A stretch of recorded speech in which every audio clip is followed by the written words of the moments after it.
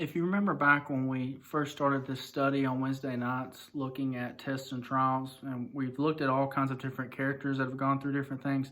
But what we started with was looking in James chapter 1 and talking about why tests and trials come and how to look at them, how to approach them, and how they really can be a good thing.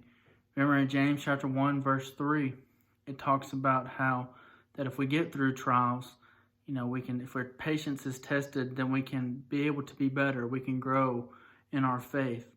And in James chapter 1, verse 12, it says, "Blessed is the man who's able to remain faithful during tests or during trials." And we're able to get to heaven because we can get through these tests and through these trials. And when you think about tests and trials being a good thing, why they're a good thing is because one, we get to prove ourselves. We get to show how faithful we are. If our life was completely easy and nothing was ever challenging, we would have no opportunities to show our faith. There would be no points, no opportunities to prove ourselves. Number two, if we didn't have tough situations, we wouldn't get to go to heaven. If everything was great and perfect and we never had a chance to prove that we are loyal to God and faithful to God and committed to Him, we wouldn't have those opportunities. So tests and trials can be good because they make us better and they get to help us get to heaven. But really just what tests and trials can do is just make us better people. Better peoples for God and His work. Better peoples for the church. Better people for the church. And then just better people maybe at home. The fact that maybe when you go through a tough situation, it makes you a better father or a better mother or a better son or a better daughter. Maybe going through something really hard makes you a better friend. It makes you look at things differently, and it makes you appreciate things differently. You can always have a positive from going through hard things, and you can always be better from them. One thing that I've read recently and I've seen because of all the bad things that have gone on with coronavirus and with everything going on in our country right now with the George Floyd situation, just so many bad things after bad things, is people have talked about how the church might be at its best that it's been in a while.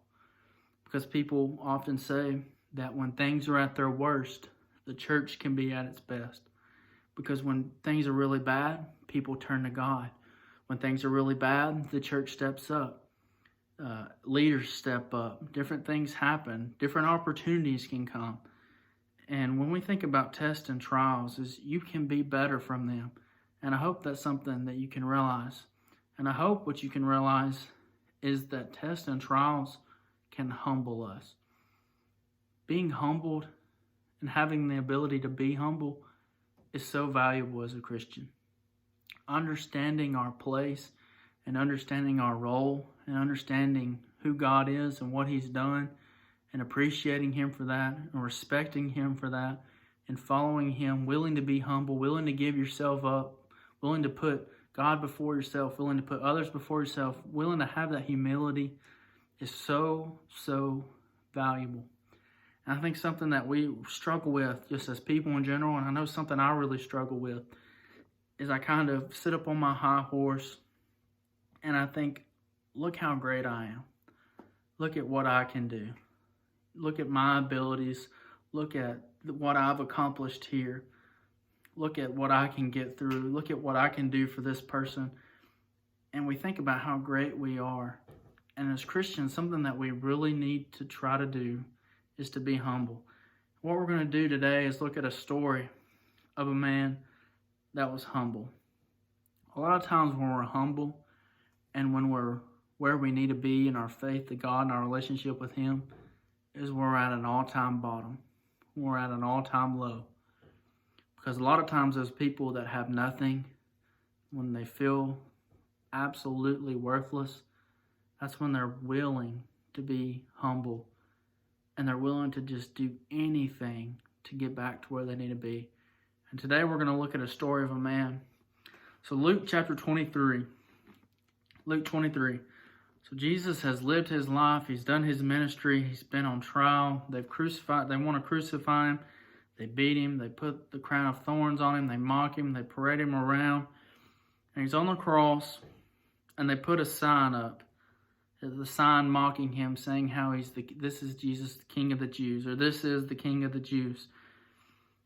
And so many people have mocked him. The soldiers have looked at him in verse 37 and said, if you're really the Son of God, if you're really the King of the Jews, if you're really Christ, however they wanted to say it, if you're really as great as you say you are, why don't you save yourself? And so many things were done to him and mocked him. And in verse 39, one of the criminals who were hanged by Jesus, we know Jesus had two criminals next to him. One of them blaspheming him, saying, if you're the Christ, save yourself and us. So that's the first thief on the cross. But then there's a second thief. But the other answering rebuked him, saying, do you not even fear, seeing you are under the same condemnation?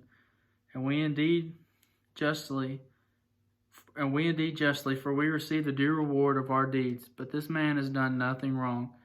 Then he said to Jesus, Lord, remember me when you come into your kingdom. And Jesus said to him, surely I say to you, today you will be with me in paradise. Kind of how we can look at this situation in this story is we have an option on which thief we want to be, on which thief that's hanging next to Jesus, how we want to handle things, how we want to handle a test and a trial.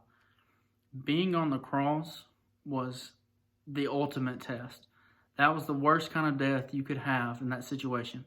That was the death that was given to people who were the lowest of the low. They wanted to make sure they paid for what they had done. And not only that, they wanted them to suffer so badly. And then not even just the physical part of it, they wanted to shame them. They were hung up on the cross naked, humiliated, mocked, spit upon. This was something that they did to the worst people. And we think about these two characters, these two thieves on the cross, how terrible they must have been to be up there, to be on their crosses. And we look at this first one, and I think a lot of times is we have this attitude of the first one. He blaspheming Jesus says, if you are the Christ, save yourself and us. I think a lot of times what we can do when we're met with tests and trials is we can say, God, if you're really God, why don't you do something about this?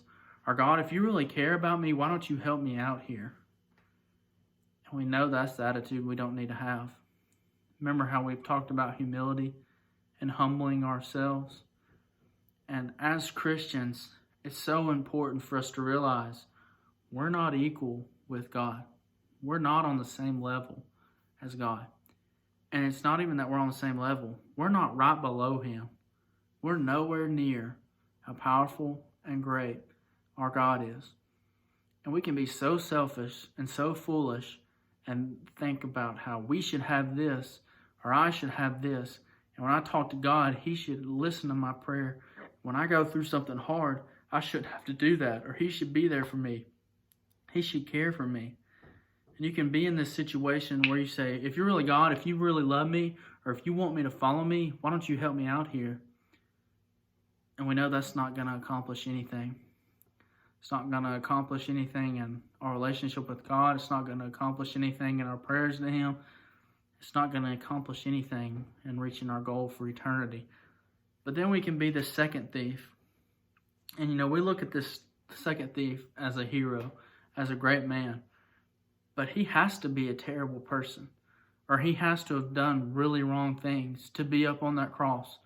More than likely someone who didn't follow God up to this point. If he's a criminal, he's done wrong things, something that God would not approve of. And he's done so many wrong things, and he is at the lowest point in his life. He is dying on a cross. That's when he realized that he just had nothing. And he realized that if this was Jesus, he hadn't done anything wrong. And he just asked for him to have mercy on him. And I think it's unique of what he says. In verse 42, he said, Lord, remember me when you come into your kingdom. He didn't ask to go with him. He didn't ask to be forgiven. He just was humble. He just said, don't forget about me. Just remember me. And as a Christian, that's the attitude we have to have. Not the attitude of God should give me what I want. God should take care of me. If I mess up, it's fine. I can move on. God will forgive me, bam, be done. But the attitude of realizing that we're a tiny little dot compared to the huge picture, compared to the world, compared to God, compared to His glory, compared to who He is. And we need to make sure that when we go through tests and trials, that we are humble enough to realize our place, to realize where we belong. We think about both of these thieves on the cross. I just want to simply ask you, which one are you when you go through hard things? Which one are you? Are you willing to be that humble, faithful person that cares about God, cares about His will first? Or are you that person that blames God and blasphemes Him and doesn't show Him the respect and care that He should? Thank you for listening. I hope this has been beneficial for all of you.